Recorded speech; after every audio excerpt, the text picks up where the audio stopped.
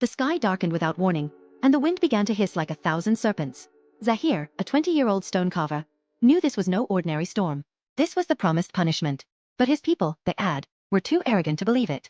They thought their grand towers would protect them from anything. They were wrong.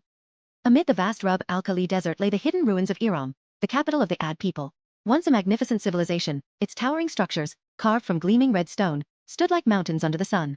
Massive aqueducts carried water from hidden oases to lush gardens filled with dates and grapes. But their wealth led them to forget themselves.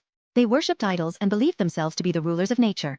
Zahir was one of the few who still remembered the teachings of Prophet Hud. He often warned his friends about the dangers of arrogance, but his voice was drowned out by the sounds of feasting and the arrogant laughter of their king, al-Mutakabir.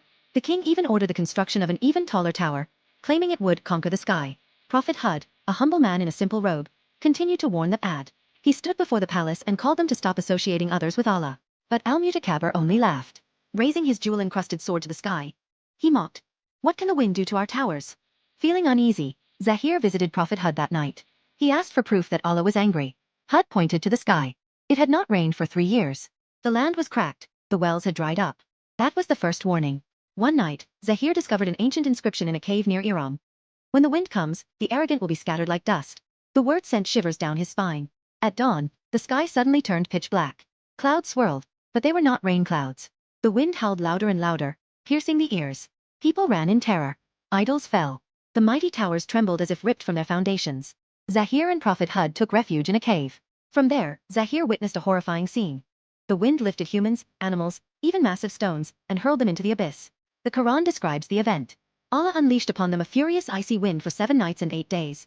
The people of Ad were left lying dead, like hollow trunks of fallen palm trees. Quran chapter 69, verse 6-7.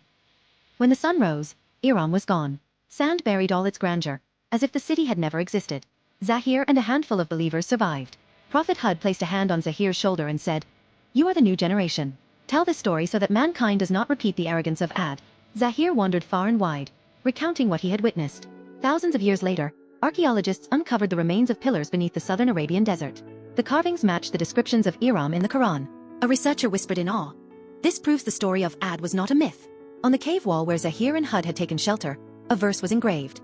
And that was the people of Ad, who denied the signs of their Lord and disobeyed his messengers. Quran chapter 11, verse 59.